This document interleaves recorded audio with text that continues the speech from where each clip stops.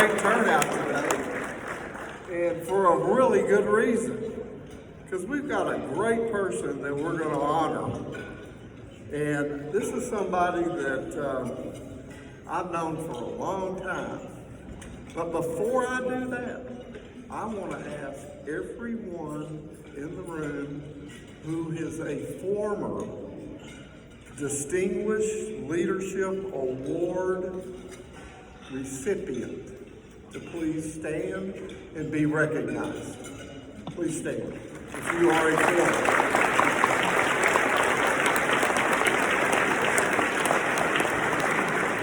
Thank you very much.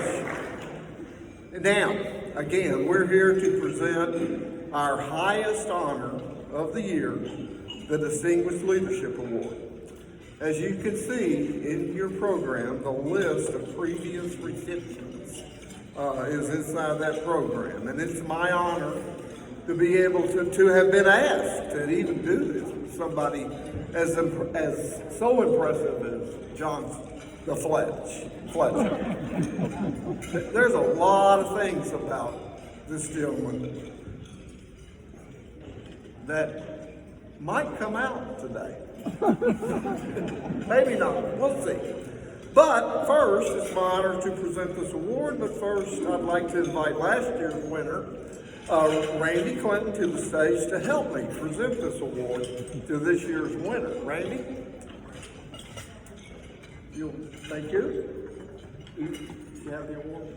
You got the award? Okay. You know, strange things have happened before. So, today we honor a most deserving Distinguished Leadership Award recipient, John Fletcher. Today's Distinguished Leadership Award recipient is far more comfortable recognizing other leaders rather than himself. More than 30 of his clients have received local, national, and international awards that he composed the nomination for. In addition to creating smart market strategies, community partnerships, and producing commercials with radio announcer Bob Tallman, he's a gifted writer, but even more so, he's a ghost writer. Y'all have heard of those people. Writer, not writer. Writer.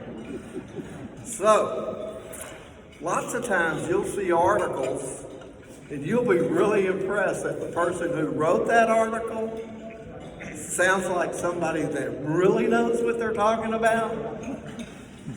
But actually, the Fletch might have written it. Certainly most of it. I always change at least one or two words. Well, I call him the Fletch, and of course he's one of the most resourceful individuals you're ever going to meet. If you need to get a hold of Drew Pearson, if you need to get a hold of the president of Godiva Chocolates, the Fletch is your guy. You know, you need a speaker for a Chamber of Commerce banquet, event. The Fletch has provided speakers for it. Get this, just in our area, 5 different organizations. If he doesn't know that person that you need, he knows somebody who does know that person. Now, we've all got Fletch stories, or many of us have Fletch stories, and this one might be a little embarrassing to Judge Whitley, because I'm not sure he realizes what you and I created a few years back, but we were having another boring day at Precinct 3, and so we decided to create Precinct 5. But I wasn't willing to give up any of my territory, and I didn't think that any of our other commissioners would give up any of our territory. But we created a budget, we created some duties, and we put it in the cloud. The cloud. Okay. I think they got it. But, so, Commissioner 5 Commissioner, the Fletch, his precinct 5 is in the cloud. He has no roads he gets to do because there's no roads in the cloud. He gets no salary because we wouldn't give him any staff. But we do a lot of things with Precinct 5, and we've had a lot of fun with it. So let me tell you some things you may not know about the Fletch. He attended TCU on a full tennis scholarship. Back when David Koresh and Mount Carmel standoff ended over 25 years ago, the Waco mayor asked the Fletch to write his speech for the international media. When the Colleyville Chamber discontinued its leadership program for 3 years, the Fletch brought it back, creating the curriculum, recruiting the classes, recruiting impressive speakers, and even leading most of the sessions. During his radio career, did y'all know he was a radio guy? With that face, would he be anything else? Okay. He was named the #1 broadcaster in America for community service when he was with the Cleveland radio station that I believe his father owned, and the Waco radio station. The Better Business Bureau presented him with this National Torch Award for marketplace ethics and for doing business the right way. And along with that, CBS News anchor Bob Schieffer presented it to him.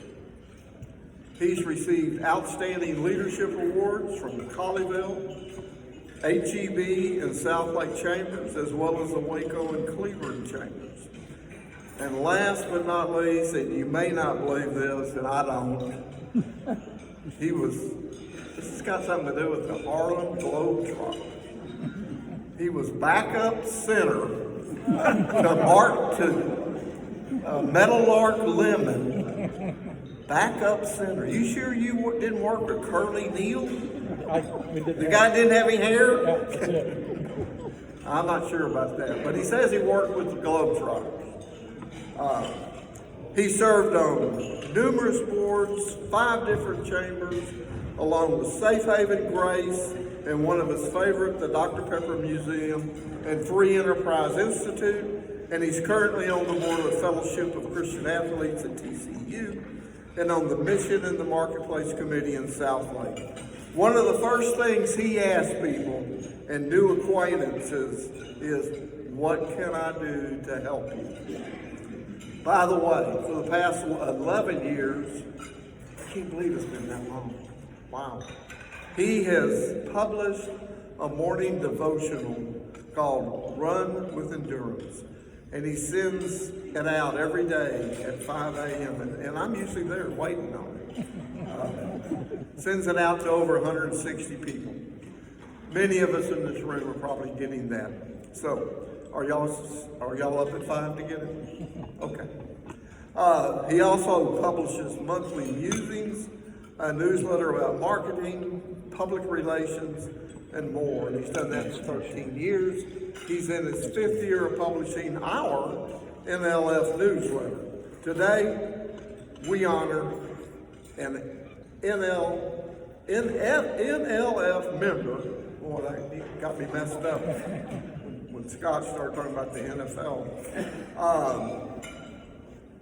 But we're here to honor an NLF member who puts energy into leadership. Let's congratulate the owner of Fletcher Consulting Public Relations, John Fletcher. John, thank you.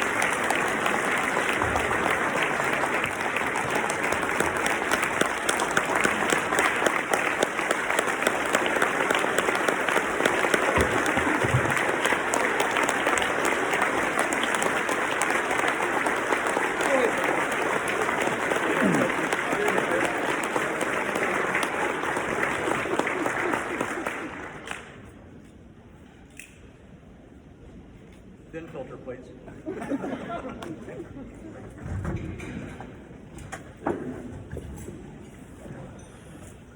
appreciate that. And oh, by the way, one thing that I want to say, Scott Murray is here under a great bit of anxiety. His mother fell and has been in the hospital the last couple of days. And Scott, as a true champion, you're here. We appreciate that. He has another friend that passed away, has a funeral right after this, but Scott, as the champ that he is, the pro, is always here for us. Gary, thank you for the selection. Since today's Honesty Day, which it is, I feel that I should reveal something. I may be the least worthy, truly, of the people ever receiving this award. I haven't chaired the Chamber of Commerce. I haven't held elected office. However, my selection does encourage those of us who prefer to stay in the background to at some point in time be recognized. Well, actually, I have held public office. When I was a sophomore at Pascal High School, I made straight A's in Latin. I know it's obscure, but as a sophomore, my peers nominated me and elected me to be president of the Latin Club. I had no idea what leadership was, and within just 2 months, I right-sized that organization from 56 to 13 people. I also needed some leadership training. And Commission, in regard to the Globetrotters, please remember, I used to be 7'1" before gravity did something terrible to me. But I actually did promotions for the Globetrotters over a 3-year period. And it was here down from San Antonio up to Dallas, Fort Worth, and over to out to Midland, Odessa. It was a lot of fun. They would try to spin the ball on my finger. I couldn't do it. They said, hold your finger and just shut up. And then they would put the ball on it. It was great. As the commissioner said, I'm a lot more comfortable writing speeches and giving them, which will explain my stammers and my constant use of the word I'm deeply grateful for the people who shaped my life by teaching me leadership skills, most often by my clients who were smart enough to hire me and too busy making money to really question my invoices. One of the great lessons of my life came from my father, who was inducted into the inaugural class of the Texas Radio Hall of Fame. He managed and mentored some folks, you know, Bob Schieffer, George Carlin, some folks like that. But Dad taught me to do the first favor. And I've got to tell you, that's powerful. And now it's second nature to me. I've got several friends and clients attending as my guests. If y'all would stand just real quickly, I'm not going to go through names, but right here at this table and a couple of others. So anyway, thank you so much for standing. Be people I command respect. When I say jump, people sit, just like our dog. So anyway, but the common denominator of each of my clients is that every one of them gives generously to their community in some way. One of my guests is Donna Samuels, right here, and she's the wife of the late Alan Samuels, my first truly large client. And Alan and I had a trade-off. I helped him become even more successful, and he taught me how to become a better businessman and a better human being.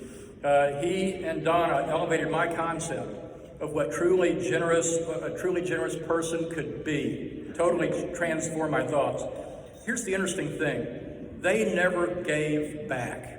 One time I was working on an ad and talked about, okay, we give back to the community. He said, I never give back, I give first.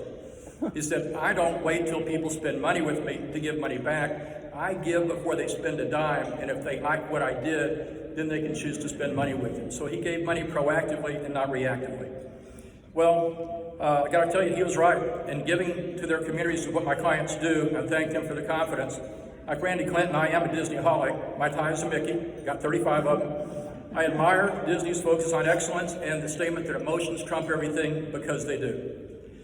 I close this by saying that this is a career-defining honor, and it's the second best thing that has happened to me this week. Because last night, Rebecca Barksdale, one of the greatest leaders I've ever known, said yes.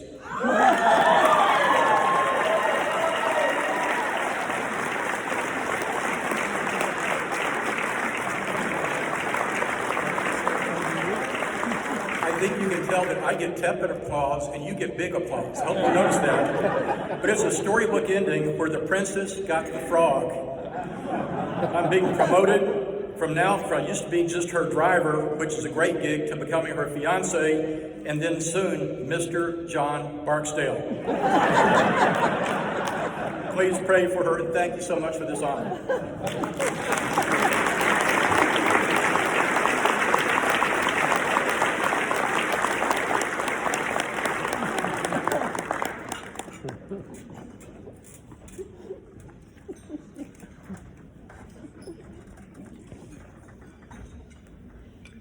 Wow.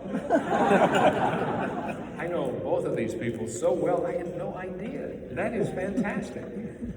Fantastic. Gosh, here I've got